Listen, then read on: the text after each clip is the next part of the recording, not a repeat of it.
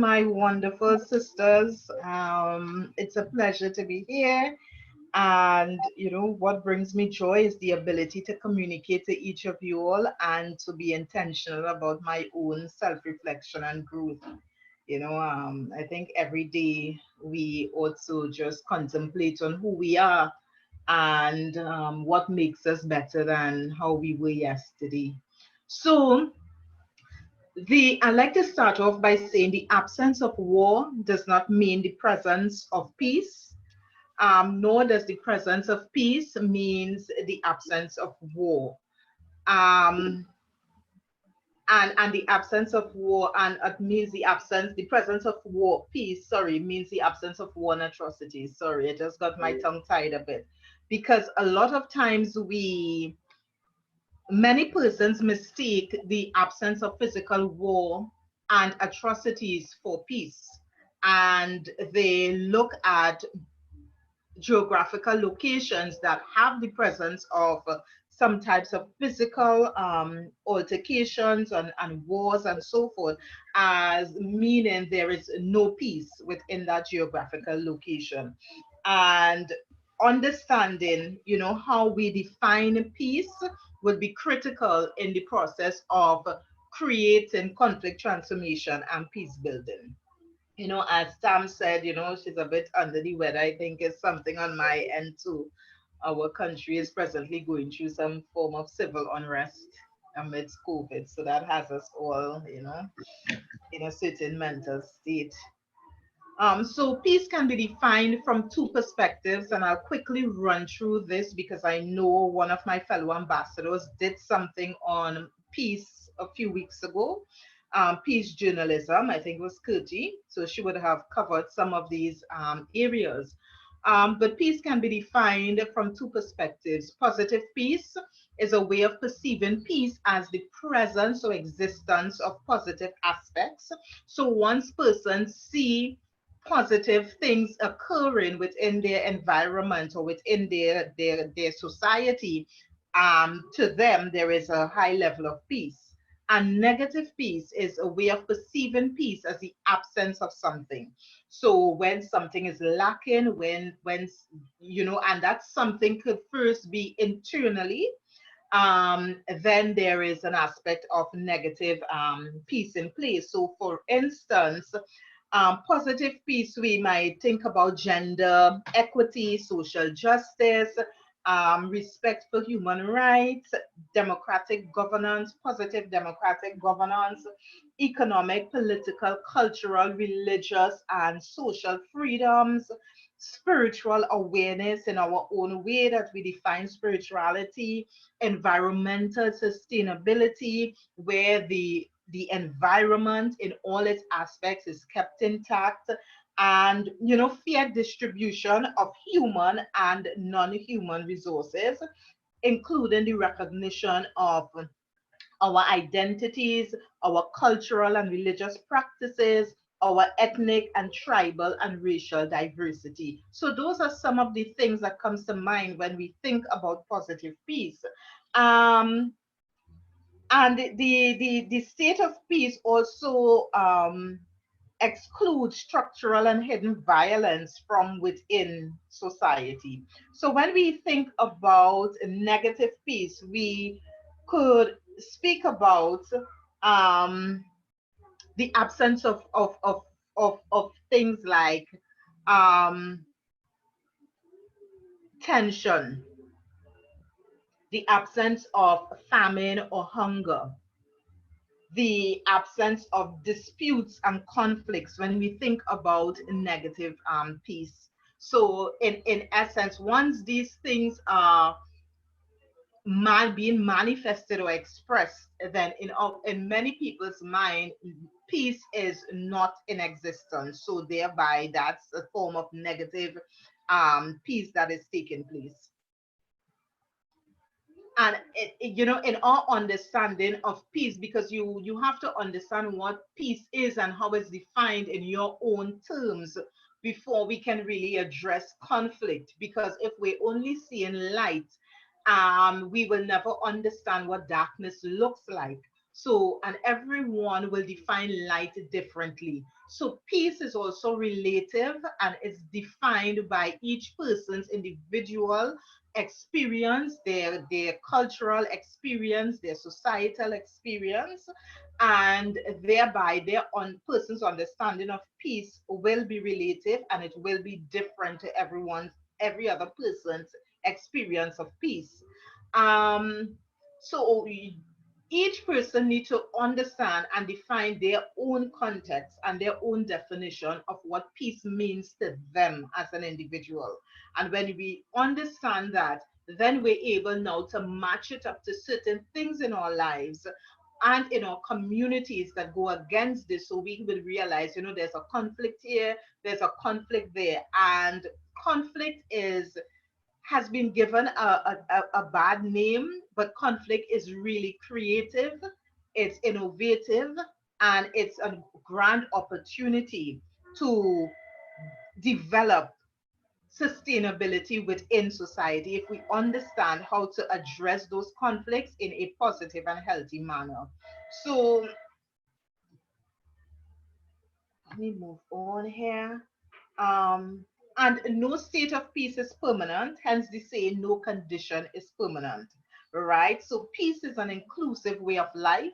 It should be informed by indigenous people's lived experiences, perspectives, aspirations, and dreams.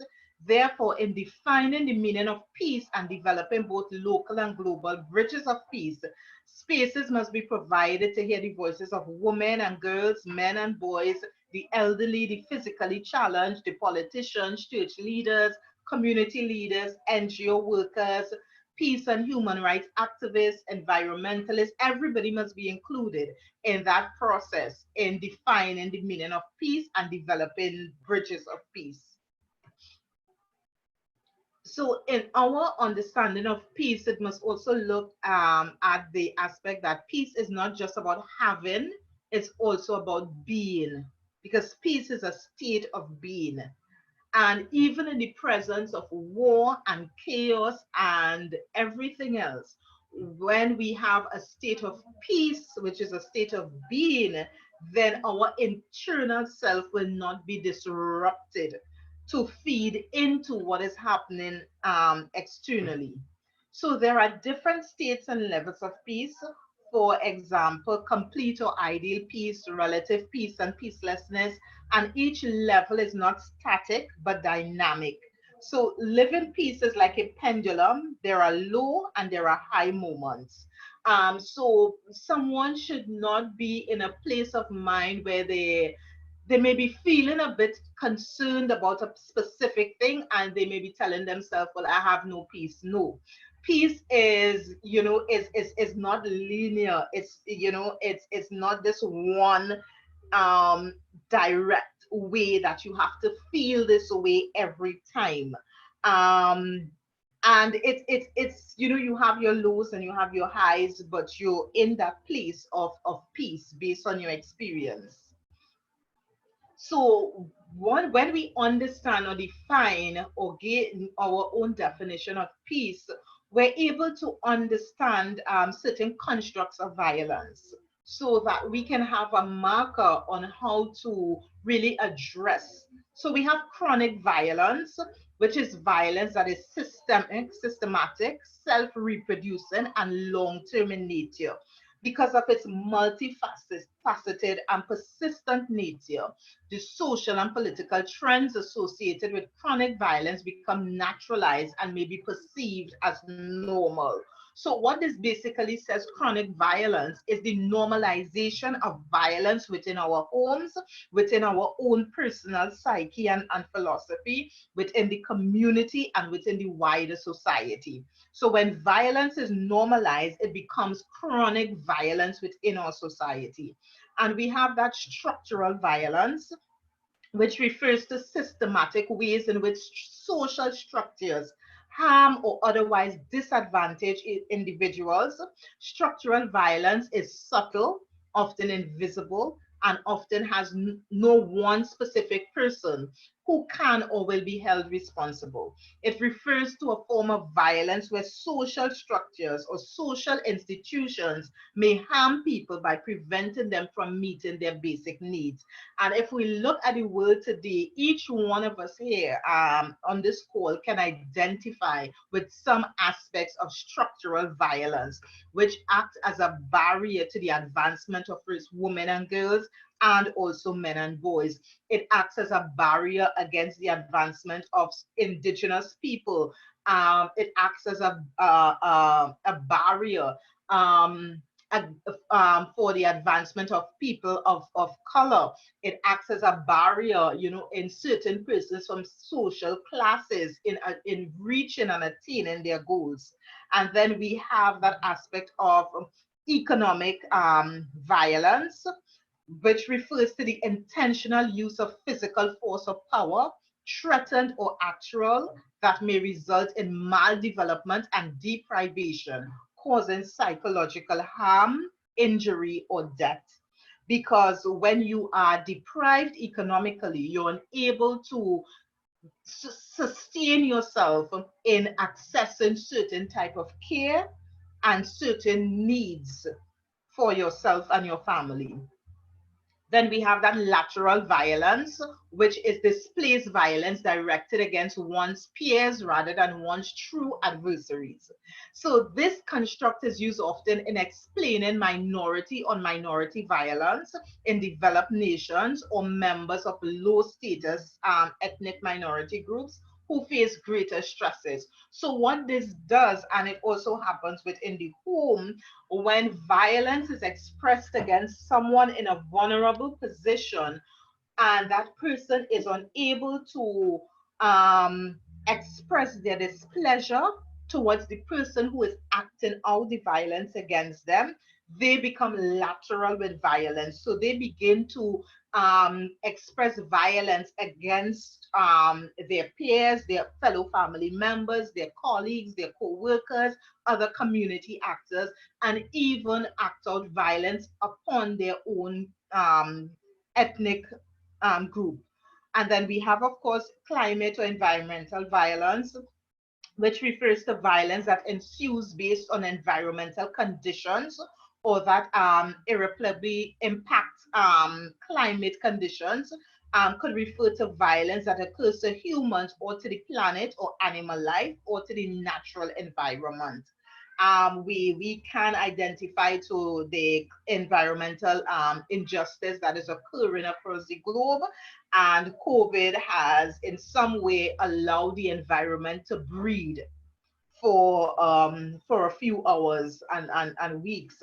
And then of course we are all familiar with gender-based violence, which is directed against a person on the basis of their gender, and it constitutes a breach of fundamental right to life, liberty, security, dignity, and equality. And then we look at non-violence, and it's the use of peaceful means, not force, to bring about political or social change. So when we speak about conflict, um, conflict must be defined so that we're able to address it. Because if there's no definition for conflict, then we would be like acting in a vacuum. So, in essence, researchers around the globe have realized that conflict is a blanket term, and without any single meaning. So, according to Toure, he says, understanding how people perceive conflict is fundamental to understanding the types of conflict they deal with, their root causes, and how they respond to them. So, conflict occurs when the goals of two or more people, groups of people, communities, organizations, and states are incompatible. So, according to Brown in 1983, conflict is incompatible behaviors between parties whose interests differ. On the other hand, Wright states that conflict is sometimes used to refer to inconsistencies in the motions, sentiments, purposes, or claims of entities, and sometimes to the process of resolving these inconsistencies. So, what does conflict mean from the point of view of an organization? And, Constantino and Merchant argue that in the organizational context, conflict is an expression of dissatisfaction or disagreement with an interaction, process, product, or services. So when conflict occurs, you also find needs and you also find fears.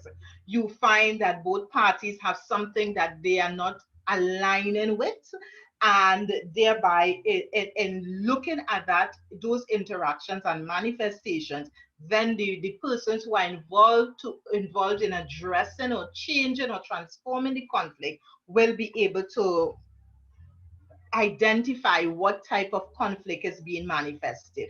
So, some quick facts about conflict. Conflict has both positive and negative aspects. Um, and it's a natural phenomenon. Every day of our lives, we interface with conflict. We interface with conflicts within ourselves. We interface in conflicts within our families, and the wider society. But there are varying degrees of conflict on that continuum. And conflict in itself is not bad. Conflict and violence are not the same. And most people sometimes align and believe that conflict and violence is the same. Conflict is not a choice, it is inevitable. On the other hand, violence is a choice. Conflict is woven deeply into the very fabric of our lives, from our thoughts and family members to our interaction with groups and organizations. Conflicts can be resolved through constructive conflict transformation techniques. A life without conflict will be static and boring, because conflicts brings out our creativity. It encourages beautiful relationships, and it pushes us to see the other person's point of view, and it is truly dynamic, and something that should be embraced and not flee from. So conflict can be destructive, however, if not handled constructively and productively. So if conflict is not managed and transformed in a productive way, it can lead to the violent expression of conflict, which may be manifested in gender-based violence, it may be manifested in sexual harassment, it may be manifested in war, in murder, in some tangible evidence that conflict has not been transformed. Um, so conflict is again virtually inevitable, you know. So the typologies of conflict. We speak about conflict prevention, conflict settlement, conflict management, conflict resolution, and conflict transformation. And these are the typology of conflict, and all of them, they are different, have their different meanings, and their different ways of working in our lives. So transforming conflict is about finding that even the bitterest of adversaries share common human needs. Conflict may be creatively transformed when adversaries come to learn, ironically perhaps, that they may fulfill their deepest needs and aspirations only when the cooperation of those who most vigorously oppose them, right? And conflict transformation recognizes conflict as energizing, creative, and evidence of social dynamism. It is a process that addresses the wider socioeconomic, cultural, religious, tribal, slash ethnic and political sources of conflict and peacelessness, and explores constructive and non-violent approaches to conflicts and the ways of building cultures of peace. So these are some types of conflict that has been adapted from Tillet: and style conflict and personality clash, value conflict, worldview conflict, symbolic conflict. And symbolic conflict means that when violence is being expressed within society or even against oneself, symbolically, a person may believe that they deserve the violence or the conflict that is being manifested towards them. Habituated conflict, symbiotic conflict, power conflict, displaced external conflict, displaced internal conflict, territorial conflict, individual dysfunction conflict, group dysfunction conflict, stress related conflict, change related conflict. So these are some types of conflict that are evident within society. Now, Marie Dugan, in her processes in investigating conflict and its dynamism, she developed this nested diagram which speaks about the issue, the relationship, the subsystem, and the system. So her model speaks about what is the specific issue in the conflict. Because sometimes we may believe when a conflict is arising that because certain things may be spoken, we believe that is the specific issue. But when we begin to go deeper and remove the layers of what is occurring, we may realize that the issue is much deeper than what is being manifested on the foreground. What pressure impel or conflict? Who are the actors in the conflict? How does this conflict manifest itself at different levels? And what are the issues in broken relationships between different levels? And across those conflict lines. So, Lord, sorry about this slide title. It's not supposed to be there. That was for something else. Yeah. Okay. So when we speak about conflict mapping, slide stop in there by mistake. When we speak about conflict mapping, I'm just doing a very quick exercise here. We realize that we have a local council here, neighbor A, neighbor B, and a lawyer.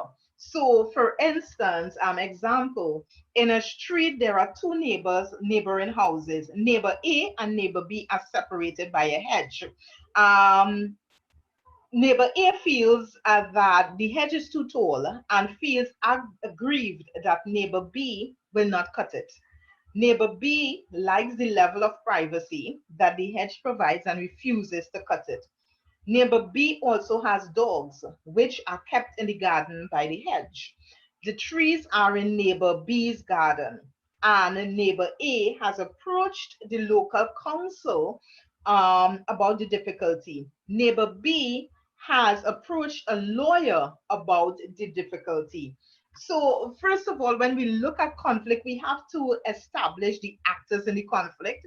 So, the actors in the conflict are neighbor A, neighbor B, the local council, and the lawyer, right? So, on the map, you would see that the actors are central to the conflict. And we also see that we have on the map the local government and the lawyer, and they are actually peripheral actors. They are not directly affected by the conflict. So they may be able to provide neighbor A and neighbor B with some type of solution towards the conflict that both of them are directly affected by. And one can increase this map to a wider base, because now you can attach, let's say neighbor A and B have a family, has a family, so they have their wives or husbands, children, they have their grandparents, they have their parents. So all these people will form actors in this conflict. And all these persons can either drive the conflict to where it may reach to a violent expression, or they can work with the peripheral actors, which is the local council and the lawyer, to help transform that conflict. In mapping conflict, we ought to understand that there are direct positive relationships, direct negative relationships. There are positive indirect relationships and negative indirect relationships, and there are broken relationships. So, and we also have to understand the power from one party to another, and also where equal power is in play. So when we look at the map now from this aspect, what we can understand here is that the local council and the lawyer have some type of power within the conflict. Neighbor A and neighbor B have also a direct relationship with the neighbor A with the local council, neighbor B with the lawyer, but there is a broken relationship between neighbor A and neighbor B. Now, if we bring other actors into this, then we can see some positive and or negative indirect types of relationships taking place within those um, manifestations of conflict that is occurring. So we ought to be clear when we're looking to map a conflict about the direct and indirect positive and negative relationships, those that are broken, and who are the actors can come together to help transform the particular conflict that is occurring, what is driving the conflict, who is maintaining the conflict. And when we begin to map this conflict, we may realize that the hedge is not really the issue. The issue may be some other long generational history that has been latent that is driving this conflict. The issue may be something that occurred between the both parties' children or spouses. The issue may also be something that may occur in their workplace because they may be working together. So it's critical that when we're mapping conflict that we truly drill down to find the true root cause of what is driving the conflict, and how that conflict can be addressed in a positive manner to transform. A lot of times we speak to resolving the conflict, and what resolving the conflict does, it just speaks to, okay, you owe me, we have a hedge, based on the law, your hedge is obstructing me, so you need to cut it down, and the hedge is removed, but the emotions are still there. With the transformation of conflict, it goes into that critical self-reflection to address the emotions and address some of the attitudes and perceptions which enable certain types of behaviors to occur, not just in that specific conflict, but that occurs within our individual lives. So, as we look at um, transforming conflict, I just put this very quickly together. It's not comprehensive. We can go much deeper into this, but I just wanted to bring something where my sisters, the ambassadors, can understand when we speak about conflict, how we can address that conflict and work towards transforming that conflict by identifying the key issues, who are the drivers, what is driving it, not just what we are seeing, but what are the hidden things that is driving these particular conflicts, and who are the persons that we can tap into to intervene in a positive way, and what are the power dynamics as at play, who holds a higher degree of power, what types of relationships are at play, and who can and where injustice, exclusion and isolation can come in this process to exacerbate the conflict. So that's it, and I thank you all very much.